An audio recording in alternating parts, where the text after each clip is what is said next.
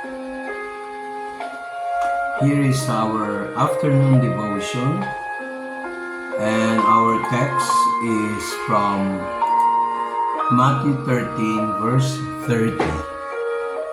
It's about healthy competition. Apostle Paul has told us that we should run the race in our proper respective rules.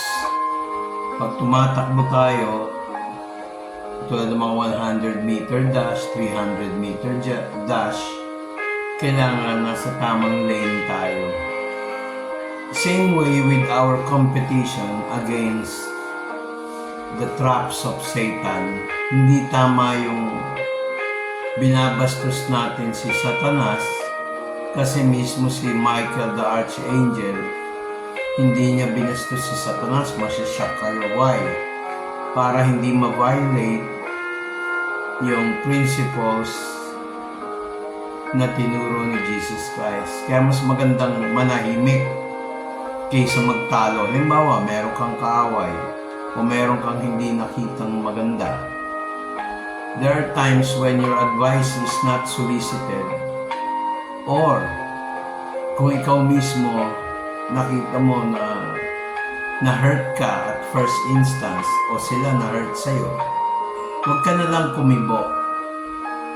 Take for instance on the situation of the parable of Jesus Christ. Nakakatuwa na may nagtanong dun sa parable of the tares o yung mga damuhan. Sabi niya gano'n, hindi ko na i-quote lahat kasi maiksi lang devotion to. Sabi, let us both grow together until the harvest. And in the time of the harvest, I will say to the reapers, gather ye together first the tares, and bind them in bundles to burn them, but gather the wheat into my barn. Pabayaan ninyong magsitubo ang kapwa hanggang sa panahon ng pag-aani. At sa pag-aani ay sasabihin ko sa mga mag-aani, tipunin ninyo ang trigo sa aking bangan. Litin ko, tipunin muna ninyo ang mga pangsirang damo at iyong pagbibigkising unang sunugin. Datapwat tipunin ninyo ang trigo sa aking bangan. Ang aral na natutunan ko rito, mga kapatid, the best to obtain peace and win a war. Tignan nyo ha, win peace. To win a war, there's a time to be silent. Talk to God in Jesus Christ's name. Let the Holy Spirit work. Minsan may mga topic na naririnig ko, may mga nagpo-post, puro negative, puro yung problema, puro. The best na natutunan ko sa experience ko sa salita ng Diyos at sa aking buhay, even if you are right or whether you're wrong, kamali naman tayo lahat, it's better to keep quiet than to be noisy.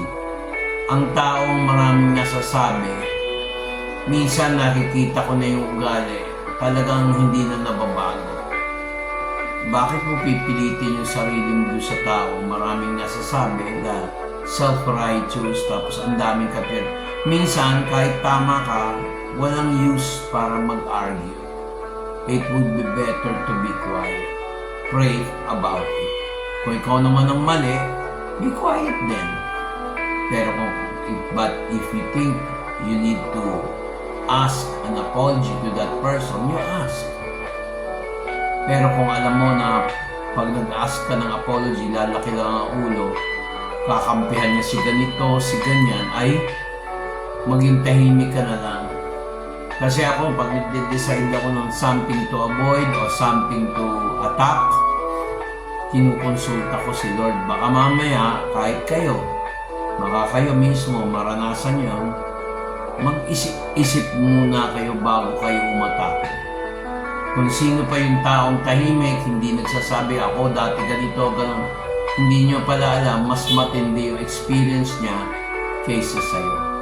So, yan ang isa sa natutunan ko sa Panginoong Jesucristo, na ang sabi, ulitin ko, no? Pabayaan ninyong magsitubo kapwa hanggang sa panahon ng pag-aani.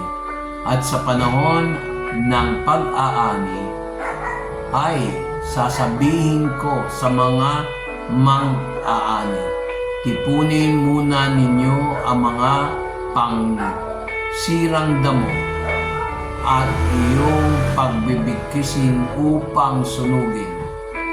Dadapat tipunin ninyo ang trigo sa aking bangan or storehouse. Lumapong Tagalog yan, malalim na bangan o imbakan. No? Depende dun sa background ng tao kung anong probinsya siya sa pagkatagalog. Ano yan? It's actually aking imbakan. So, hanggang dito na tayo. Lord, i-bless mo lahat na nakinig sa maikling devotion na to. Kaya mo yung Holy Spirit ay kumilos kung sino man makapanood dito. At hayaan mo, Lord, na selyohan mo ng dugo ni Kristo na hindi natutuyo 24/7 ang video ito. Thank you, Lord.